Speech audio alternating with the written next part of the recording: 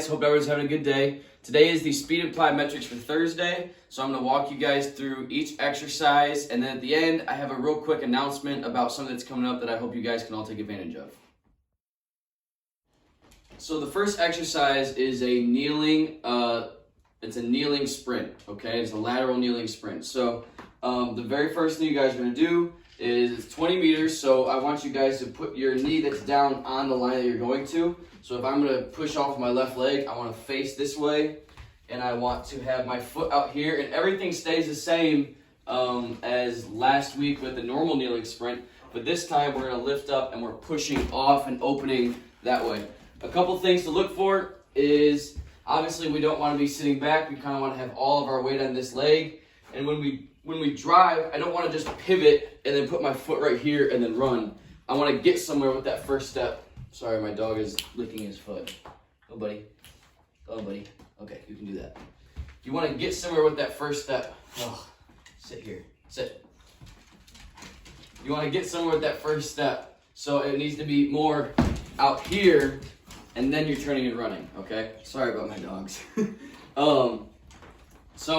And then I'm going to face this way. So it's 4 sets, so it's 2 on each side. But I really want to make sure I load up this leg, and then I'm pushing off and getting somewhere with that first step rather than just pivoting, turning, and sprinting, okay? Here comes the next exercise.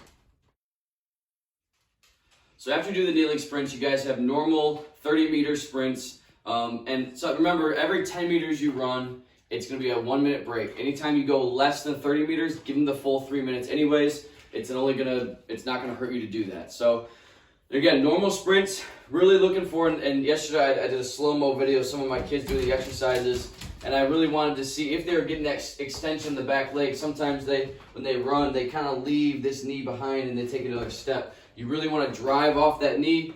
When we go back to doing some form running next Monday, we really want to get that toe and knee up, that dorsiflexion of the foot, and we really want to extend on that back leg so we're getting the most out of what we can for each stride.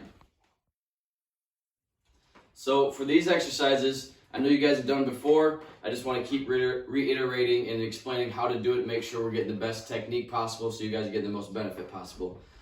So again, something I saw with one of my youth kids yesterday is when he would sit, he sat more like this, thinking this is an athletic position with his chest up here, almost more like in a squatting position. A lot of what we do in sports is more hip dominant. We kind of want to have our chest more over our toes here, not down like this obviously, but we do want to load the glutes and hamstrings more than loading the quads, because I can't really do much from here except for go up and down. So I want to get here so now I can really push off and go either direction. So that's the first thing, is make sure you're in a proper position, a little more hip dominant, a little more chest over toes, rather than being straight up and down here in a squatting stance.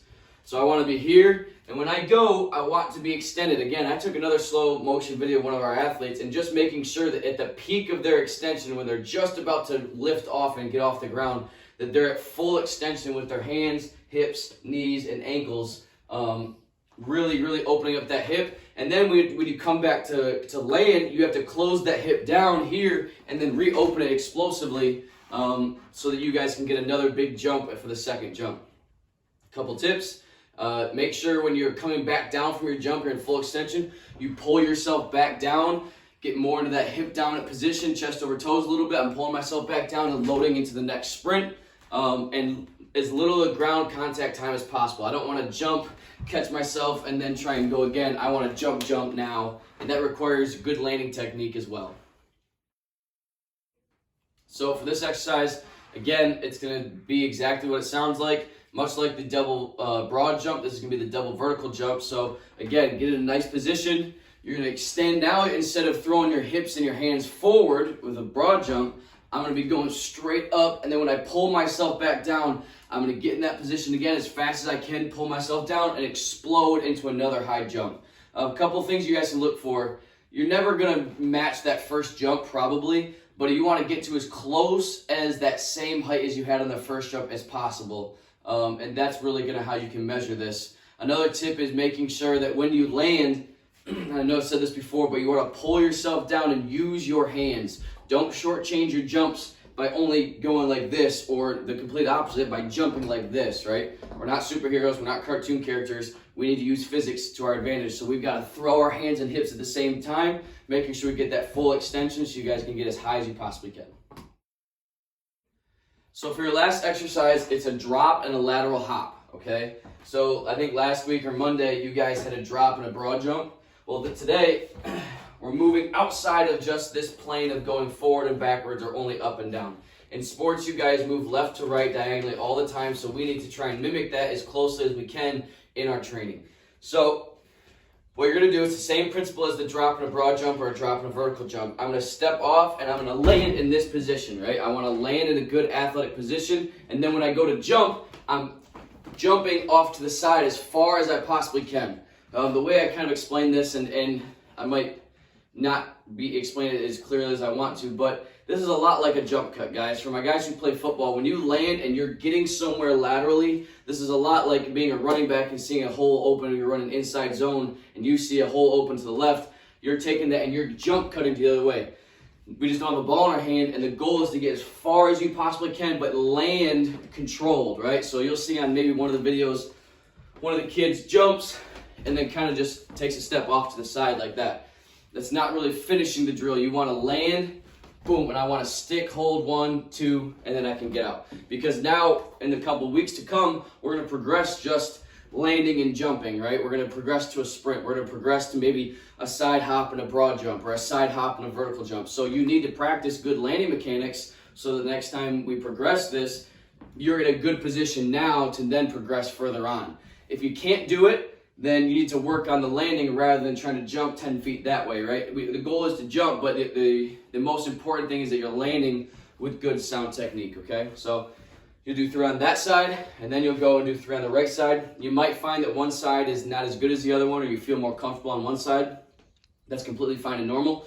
Just really make sure that you are landing here with good technique, exploding, little ground contact time, right? We don't want to be sticking here for 3 seconds and then jumping. We want to be boom, bang, out to the next jump. And then you're landing with good technique when you come from your lateral hop.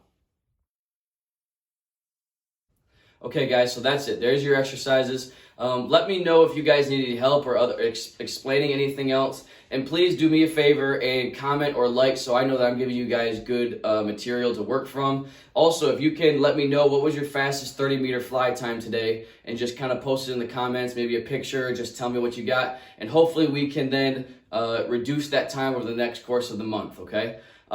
For this Saturday, I'm going to be posting 2 videos. I'll be posting this Saturday workout video, but then I'm also going to post a video about 4 tips that our athletes can kind of, especially my fall athletes, so my football players, soccer players, things like that, where they can take advantage of 4 things that's going to make or break them in the fall. So if you guys can keep a lookout for that, I'll be posting that on Saturday, and I think it's really going to benefit a lot of our athletes and maybe open our eyes to some of the things that are going on and some of the things we're perceiving that might seem like it's a good situation and it's fun and whatever, but really it's going to be detrimental to your season when it comes up. So keep on the lookout for that, and you guys all have a great day.